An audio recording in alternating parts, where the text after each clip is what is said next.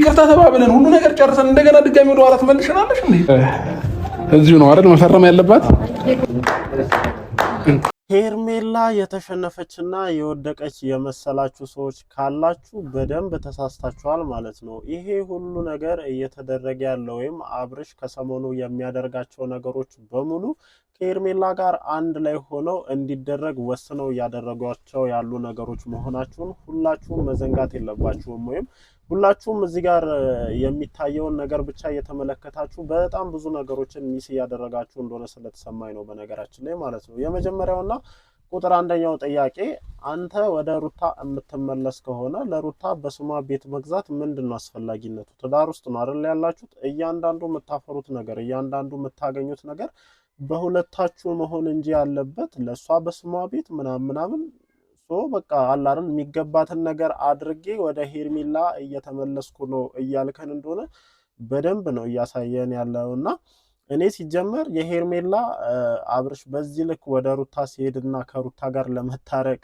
ሲሞክር ዝም ብላ ወይም እጇን አጣጥፋ እንደማትቀመጥ ሁላችንም እናውቃለን። አሁን ትላንትና ራሱ ፖስት ያደረገችውን ፎቶ ሁላችሁም መመልከት ትችላላችሁና ቀብረር ዘናፈታ ምናምን ብላ ነው ፖስት ያደረገችው። እንዴ ከዚህ ነገር ጀርባ ምን አለ ተብሎ ደግሞ ነገሮች ሲታዩ አብርሽ ከሷ ጋር በመነጋገር ለልጄና ለልጄ እናት የሚያስፈልጋቸውን ነገሮች አድርጌ ነው ካንቺ ጋር ከዚህ በኋላ በፍቅር ልቀጥል የምችለው ብሎ ከሷ ጋር ተነጋግሮ እያደረጓቸው ያሉ ነገሮች እንጂ አሁንም ቢሆን ወደ ሩታ የመመለሱ ጉዳይ እኔን እያሳመነኝ እንዳልሆነ ሁላችሁም እንድታውቁልኝ ይፈልጋለሁ። የመጀመሪያውና ትልቁ ነጥቤ ደግሞ ከሷ ጋር የመቀጠል ፍላጎት ካለ ወደ ልጅህ እናት የመመለስ ፍላጎት ካለ ለሷ በስሟ ቤት መግዛቱ ለምንድን ነው አስፈላጊ የሚሆነው? በቃ ሀብት እያፈራችሁ ከሆነ ተጨማሪ ቤት ፈለጋችሁ ከሆነ በሁለታችሁም ስም መግዛት ነው።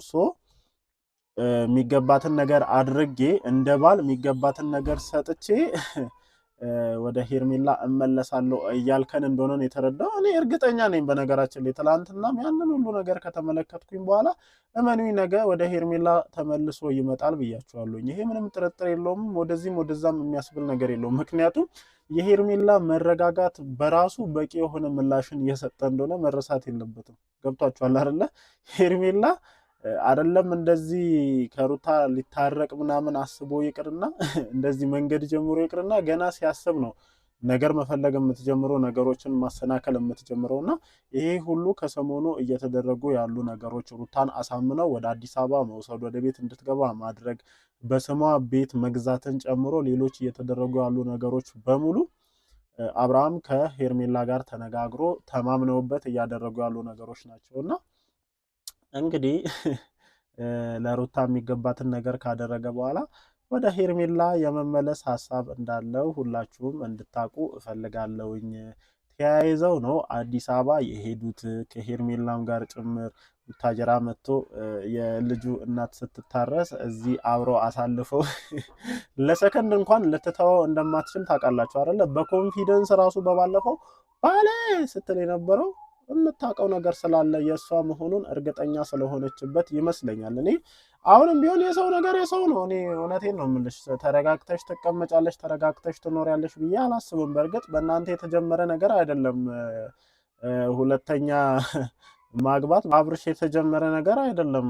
ሲጀመር ሁለተኛ ማግባት ግን ደግሞ የመጣችሁበት መንገድ ሲታይ፣ ያለፋችሁበት ነገር ሲታይ ምን ያክል በዚህ ፍቅር ለመቆየት ምን ያክል እዚህ ደረጃ ላይ ለመድረስ ዋጋ እንደከፈላችሁ ሲታይ የእናንተ እንደዚህ መሆን በጣም ብዙ ሰዎችን እንደሚያሳዝን መዘንጋት የለባችሁም። እግዚአብሔርን ከቤተሰቦቻችሁ ጀምሮ የእናንተ አንድ ላይ መሆን በጣም ዋጋ ተከፍሎበታል። እንዴት ዋጋ ከፍለህ ሩታን እንዳገኘ አሁን ረስተነው ዛሬ ላይ እኔ እውነት ምን ሴጣን እኔ መሀላችሁ ገብቶ አሁን ምን እንዴት ብለህ ወደዚችኛዋ እንደሄድ ከራሱ ግራ ግብት ነው የሚለኝ። እግዚአብሔርን ደግሞ ሄደ ማስቲሽ የሆነች ልጅ ላይ ሄደ ቁጭ አልከው ማለት ነው። ማስቲሽ አለ እንዲህ የሆነ ነገር ላይ ተጣብቆ እናነሳለን ብንሉላ እንዲህ እየተሳበ ተከትሎን ነው የሚመጣውና ሄርሜላ ማለት ትክክለኛ ማስቲሽ ናት። በቃ እጅ ላይ አላ እንትን ላይ የምታስረው አንገት ላይ የምታስረው ከረባት ነው የሆነችብህ አለቅህም ብላና እኔ በምን አጋጣሚ ሄድ ምናምን ብቻ አላውቅም። ግን ስሜት ባይኖረ ለሷ ፍላጎት ባይኖረ የዚህን ያክል ዋጋ ትከፍላለህ፣ የዚህን ያክል የራስን ህይወት አደጋ ላይ ትከታለህ የሚል እሳቤ የለኝም። ሩታም ቢሆን ዝም ብለን ስንመለከታት የቆረጠላት ነው የሚመስለው። እግዚአብሔርን አለ አይደል አንዳንድ ጊዜ እየመጡ ኮንፊውዝድ ያደርጉናል እኮ እሱ ምንም የሚካድ ነገር የለውም።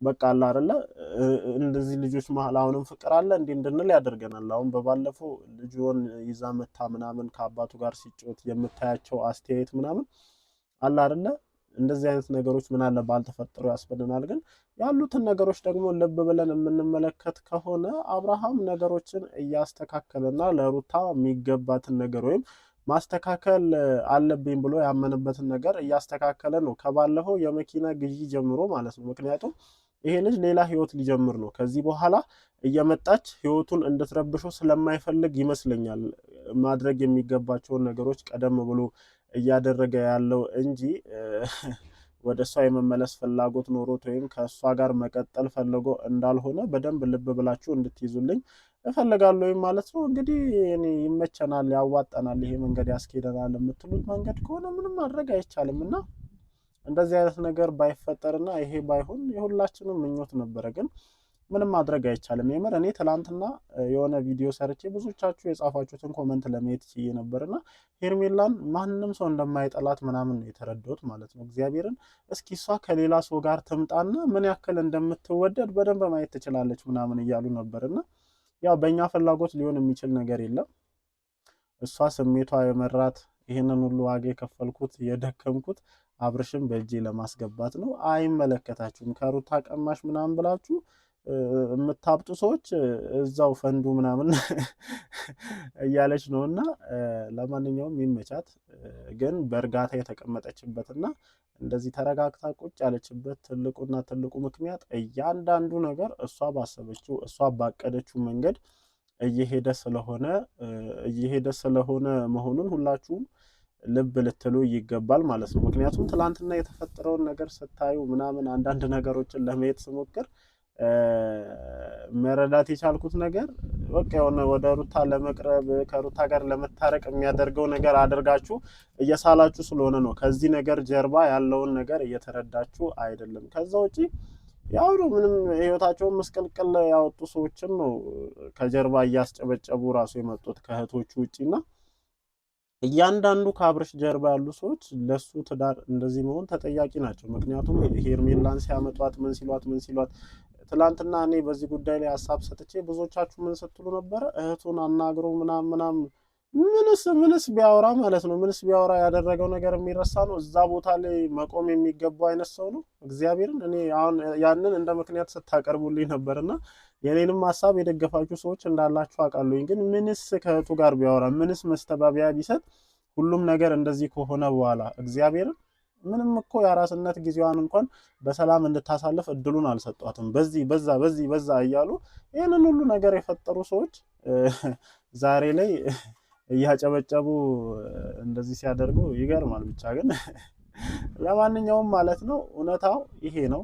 ለሩታ የሚገባትን ነገር ማድረግ ያለባትን ነገር ድርሻዋ ነው ብሎ የሚያስበውን ነገር ሰጥቶ ወደ ሄርሜላ ሊሄድ መሆኑን ሁላችሁም መዘንጋት የለባችሁም ማለት ነው። ያው ማታ ከእሷ ጋር ተያይዞ ሲመጣ ሰርፕራይዝ እንዳትሆኑ ስለምፈልግ ነው ቀድሜ እየነገርኳችሁ ያለሁት ማለት ነው። ይሄ ልጅ ምንድን ነው ምናምን እንዳትሉ ማለት ነው።